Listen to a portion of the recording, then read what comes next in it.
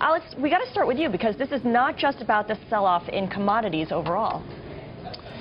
Right. It's partly a story of Brazil falling out of favor with investors, but ዓለም አቀፉ መጽሔት ፎርብስ በዓለም ላይ ካሉ እጅግ ባለጸጎች ዝርዝር ውስጥ ሰባተኛውን ቦታ ሰጠው።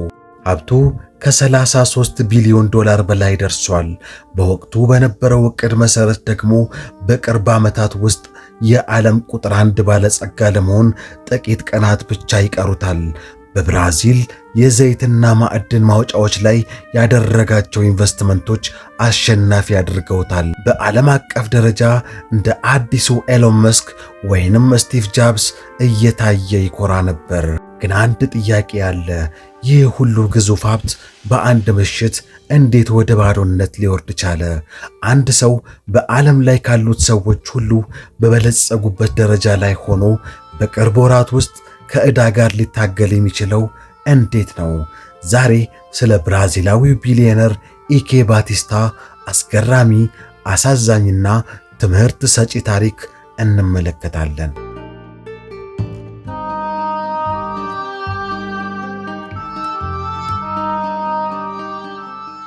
ኢኬ ባቲስታ እንደ ኤሮፓያን አቆጣጠር በ1956 በብራዚል ተወለደ። አባቱ የብራዚል ማዕድን ሚኒስትርና የሀገሪቱ ግዙፍ የመንግስት የነዳጅ ድርጅት ፔትሮብራስ ዋና ሥራ አስፈጻሚ ነበሩ። ይህ ማለት ኢኬ ከሕፃንነቱ ጀምሮ በሀብትና በኃይል ማዕከል ውስጥ ነው ያደገው። በወጣትነቱ ወደ ጀርመን ሄዶ የብረታ ብረት ምህንድስና ተማረ። ነገር ግን ትምህርቱን ሳይጨርስ ወደ ብራዚል ተመለሰ። ዕድሜው ገና በሃያዎቹ መጀመሪያ ሳለ የወርቅ ማዕድን ንግድ ውስጥ ገባ። በዚያን ጊዜ በአማዞን ጫካ ውስጥ የወርቅ አጥቢያዎችን በማስተዳደር የመጀመሪያውን ሚሊዮኖች አተረፈ።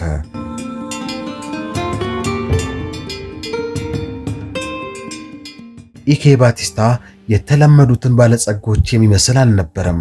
እጅግ ፈጣን መኪናዎችን ይወዳል። ጀልባዎችን ራሱ እየነዳ ውድድሮች ላይ ይሳተፍ ነበር። በብራዚል ማህበረሰብ ዘንድ እንደ ሮክስታር ባለሀብት ይታይ ነበር።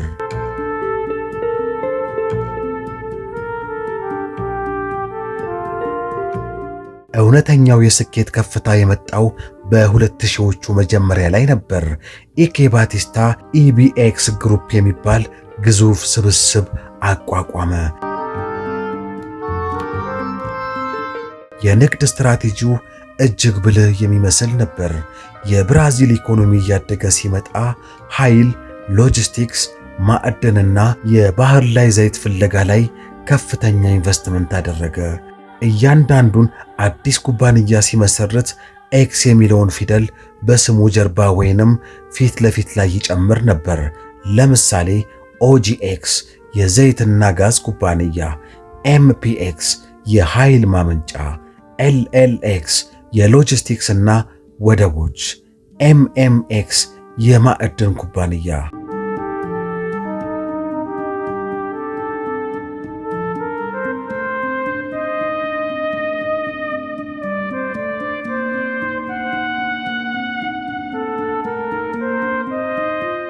ኢኬ ባቲስታ በወቅቱ ለኢንቨስተሮች የነበረው ቃል ቀላል ነበር። ብራዚል ታድጋለች፣ እኔ ደግሞ የብራዚልን እድገት እመራለሁ። ለኔ ገንዘብ ስጡኝ፣ የማይታመን ትርፍ እናመጣለን። በወቅቱ የብራዚል ገበያና ዓለም አቀፍ ባለሀብቶች ለዚህ ንግግር ሙሉ በሙሉ ተሸነፉ። ከዎል ስትሪት እስከ አውሮፓ ያሉ ባንኮችና ግለሰቦች ቢሊዮኖችን አፈሰሱበት።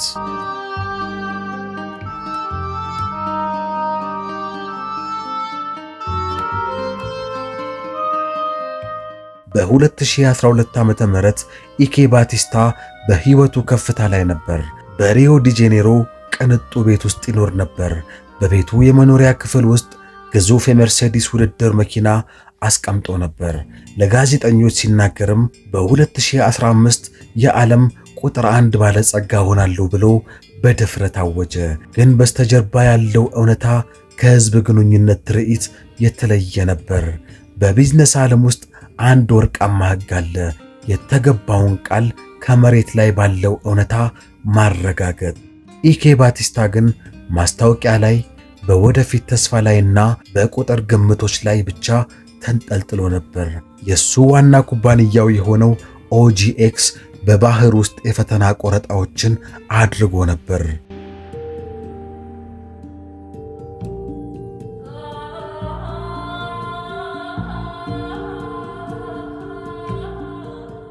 መሐንዲሶች በእነዚህ ጉድጓዶች ውስጥ የሚገኘው ዘይት ከጠበቅነው በጣም ያነሰ ነው፣ ማውጣቱም ውድ ነው በማለት በድብቅ ያስጠነቅቁት ነበር።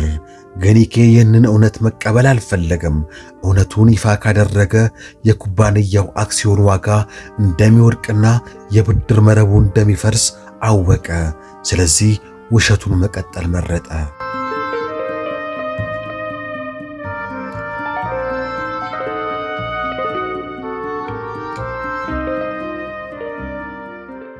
እናም ያ ቀን መጣ። በ2013 አጋማሽ ላይ የኢኬ ባቲስታ ኩባንያዎች የገንዘብ ሪፖርት ይፋ ሆነ። የኦጂኤክስ ኩባንያ በባህር ውስጥ ፈልጎ ያገኘውን ዘይት ከታሰበው እጅግ በጣም ያነሰ መሆኑና ኩባንያው ከፍተኛ ዕዳ ውስጥ መግባቱ ታወቀ። በዚያን ጊዜ ነበር ገበያው መደንገጥ የጀመረው። ባለሀብቶች በአንድ ሰዓት ውስጥ አክሲዮኖቻቸውን መሸጥ ጀመሩ። የኤክስ ግሩፕ ኩባንያዎች አክሲዮኖች ዋጋ ከቀን ወደ ቀን ከዜሮ ጋር እኩል መሆን ጀመረ።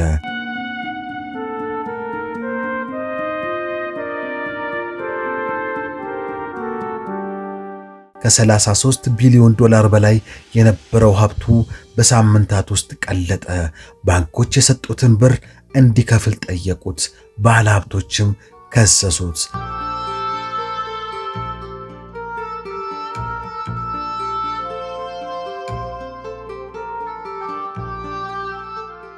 በመጨረሻም ኢኬ ባቲስታ ከነበረበት የቢሊዮነሮች ዝርዝር አናት ተነስቶ በአንድ ዓመት ጊዜ ውስጥ በቢሊዮን የሚቆጠር ዶላር ዕዳ ባለበት ደረጃ ላይ ወደቀ። በወቅቱ ከባንክ የወሰደውን ብር ለመክፈል የግል ንብረቶቹን፣ የመኪና ስብስቦቹን፣ ጀልባዎቹንና የግል አውሮፕላኑን በሐራጅ መሸጥ ጀመረ።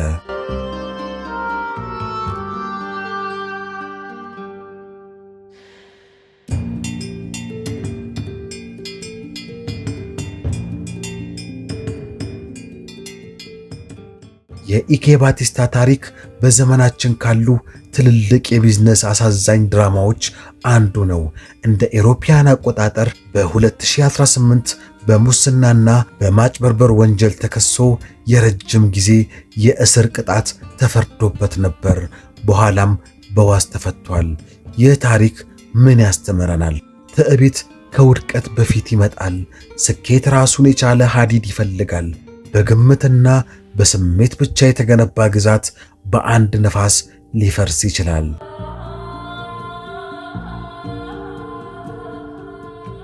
በቢዝነስ ውስጥ እውነትን መሸሸግ አጭር መንገድ ቢመስልም መጨረሻው ግን የከፋ ጥፋት ነው።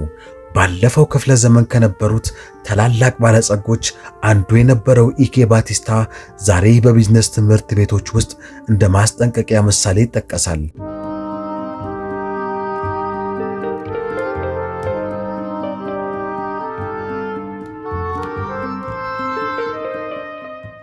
ሀብት በረጅሙ ልፋት ይገነባል። ነገር ግን በውሸትና በትዕቢት ላይ የተመሰረተ ከሆነ በአንድ ምሽት ሊጠፋ ይችላል። የዛሬው ቪዲዮ ይህንን ይመስል ነበር። ስለ ኢኬ ባቲስታ አወዛጋቢ ታሪክ ምን አሰባችሁ? ሐሳባችሁን ከታች ባለው የኮሜንት መስጫ ላይ አስቀምጡ። ቪዲዮውን ከወደዳችሁት ላይክ እና ሰብስክራይብ ማድረግዎን አይርሱ። ቀጣይ በሚኖረን ሌላ አስገራሚ ታሪክ እስከምንገናኝ ሰላም ሁኑ።